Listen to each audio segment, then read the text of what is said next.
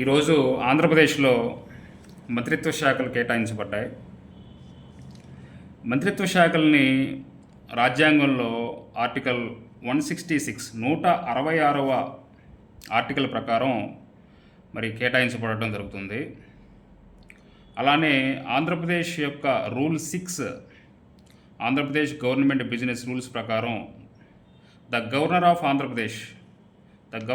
Andhra Pradesh allocates among the ministers. అంటే ఇక్కడ article 166 ప్రకారం మంత్రిత్వ శాఖలు కేటాయించేది ఎవరంటే గవర్నర్, రాష్ట్ర గవర్నర్.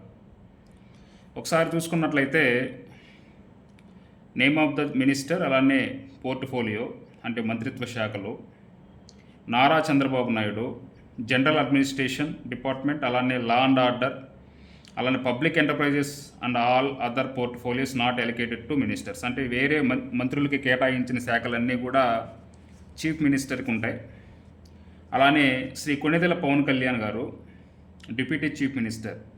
ఇక్కడ డిప్యూటీ చీఫ్ మినిస్టర్ అంటే మనం పాలిటీ చెప్పుకునేటప్పుడు చెప్పుకున్నాం, ఇది రాజ్యాంగబద్ధమైన పదవి కాదు, ఇది కేవలం ప్రోటోకాల్ కోసమే అనమాట. అంటే మరి చీఫ్ మినిస్టర్ తర్వాత అత్యంత ప్రాముఖ్యంగా ప్రోటోకాల్ అనేది డిప్యూటీ చీఫ్ మినిస్టర్కి ఇవ్వడం జరుగుతుంది.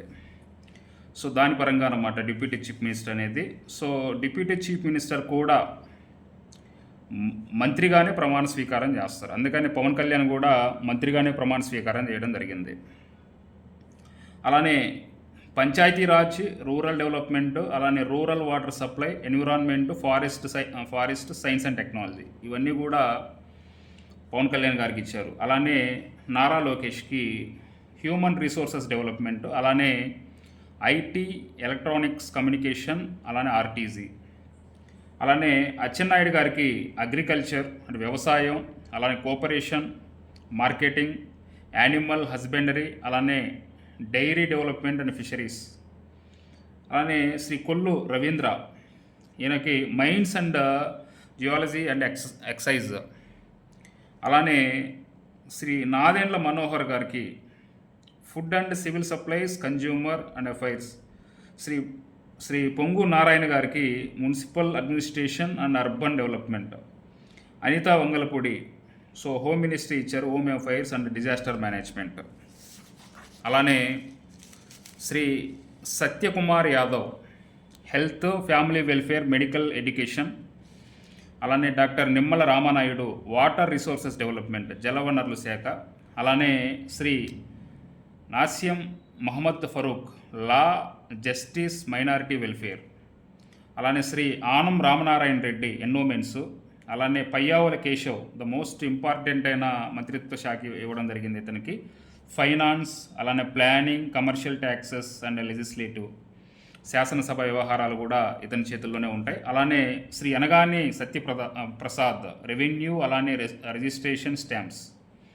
అలానే Shri K Parthasarathy housing and INPR department. అలానే మరి బాల వీరాంజనేయ స్వామి సోషల్ వెల్ఫేరు, అలానే disabled and senior citizen welfare, సచివాలయం, విలేజెస్ వాలంటీర్. అంటే దీన్ని బట్టి మనకి సచివాలయం, అలానే విలేజ్ వాలంటీర్ వ్యవస్థ కొనసాగుతుందని అర్థమవుతుంది.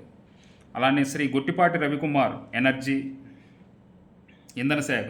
అలానే కందుల దుర్గేష్, ఇతను టూరిజం, కల్చర్, సినిమాటోగ్రఫీ. అలానే గుమ్మిడి సంధ్యారాణి, ఈమెకి women and child welfare, tribal welfare, శిశు సంక్షేమ శాఖ మంత్రి ఆమె. అలానే BC Janardhan Reddy roads and buildings, infrastructure, investments. అలానే TG Bharath industries, commerce and food processing ministry. అలానే S Savitha BC welfare, economically weaker section welfare, handlooms and textiles. Shri Vasamsetti Subhash labour, factories, boilers and insurance, medical services. అలానే Kondapalli Srinivas most important MSME, అలానే SCRP, SERP, అలానే NRI empowerment, అలానే relations.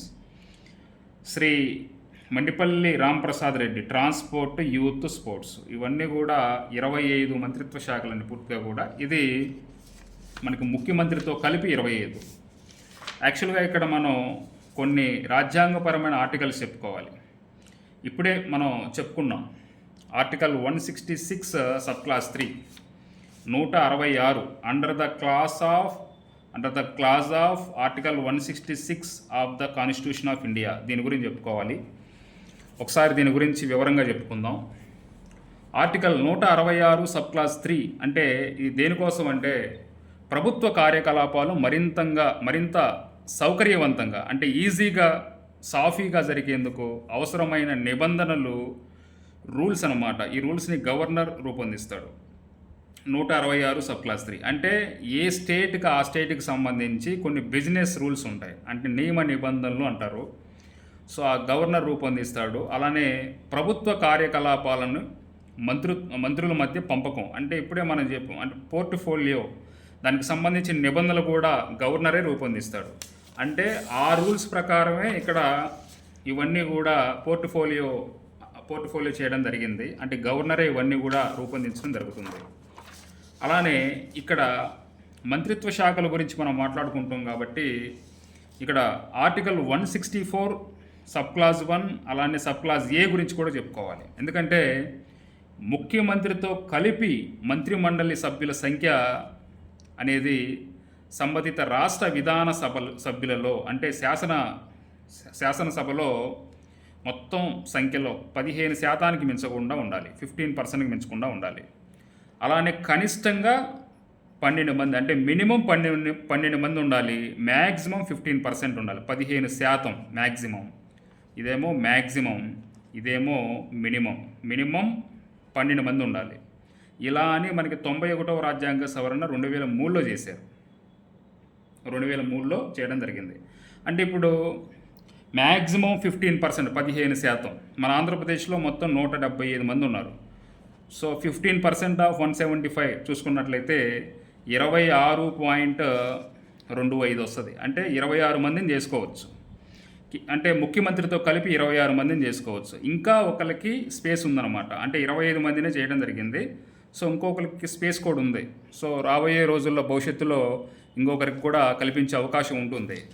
Okay, ఇది దీని గురించి. Thank you.